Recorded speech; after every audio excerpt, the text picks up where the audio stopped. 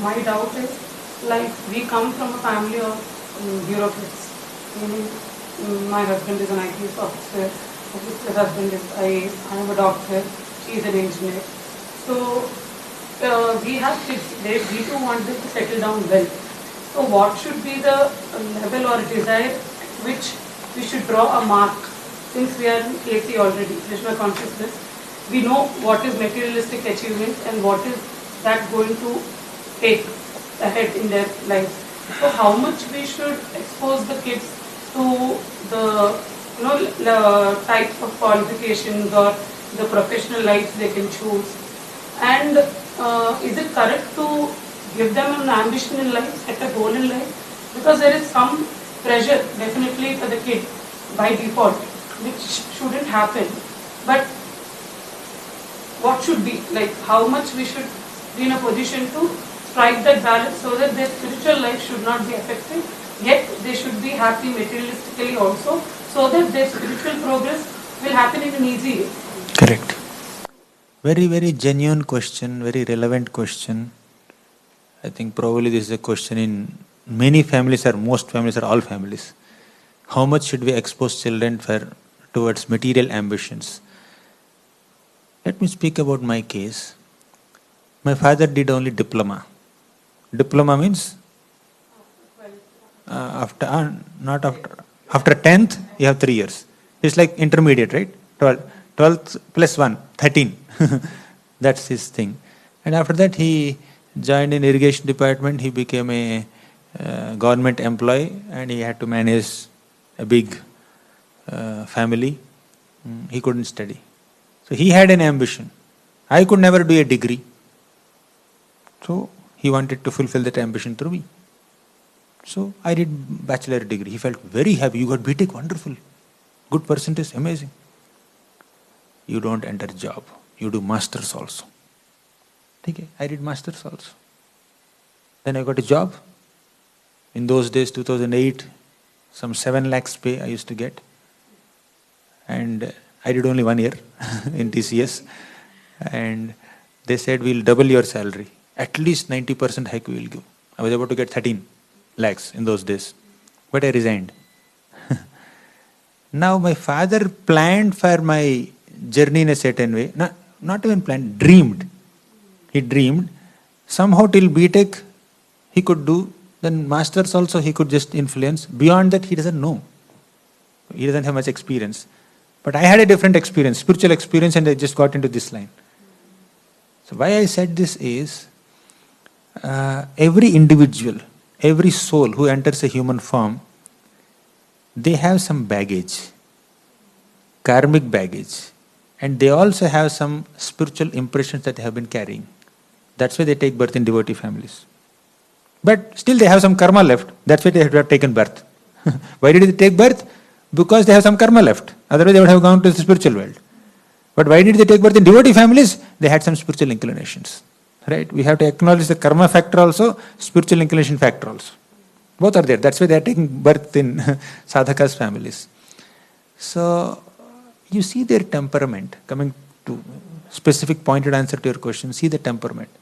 Whether it is Mitravinda or Shaurya or Kartik or Dhirav or whoever, see their temperament, see their inclination, natural inclination.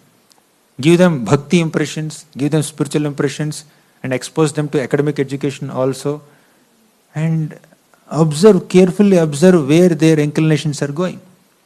Right? Despite all your training, they are having some kind of inspiration. So let them go in that direction. Sometimes parents want to fulfill their dreams or their aspirations through their children. Sometimes it works, but sometimes it may not. And sometimes it is appropriate, sometimes it is not appropriate also. When the parents are superimposing their thoughts so much on their children, it's not appropriate all the time. I'm not saying it's not inappropriate all the time, but it's not appropriate also all the time. Right? How much is too much? It depends on the individual. We cannot give a black and white statement. Parents should never impose their thoughts on their children. I can never say that. Or parents should impose their thoughts. That also I cannot say that. It all depends on time plus circumstance. There is no black and white answer to this scenario. So let them evolve. If they feel that need, okay, I need to, for example, say if your kids or any kid shows some interest in academic field, they become professor, assistant professor, professor, big PhDs and get postdoc, and then they go high in academic field, and they also have very good sadhana. So they can preach Krishna consciousness in that academic field very nicely. So some, as you said, some are in bureaucratic field. So while sitting in a very high position in the bureaucracy, in the government, they can spread Krishna consciousness and support Krishna conscious initiatives in a very wonderful manner. Right? That is their bhakti. Many of the Vaishnavas in the universal spiritual history, they are bureaucrats. They are government officials. They are kings. They are chakravartis. Ambarish Maharaj, he is not a normal sadhaka sitting in some cave. Ambarish Maharaj, he is ruling the whole world, whole Bhumandala. Ambarish Maharaj, Yudhishthir Maharaj, Dhruva Maharaj, Bharat Maharaj, Priyavrat Maharaj, Uttanapad Maharaj.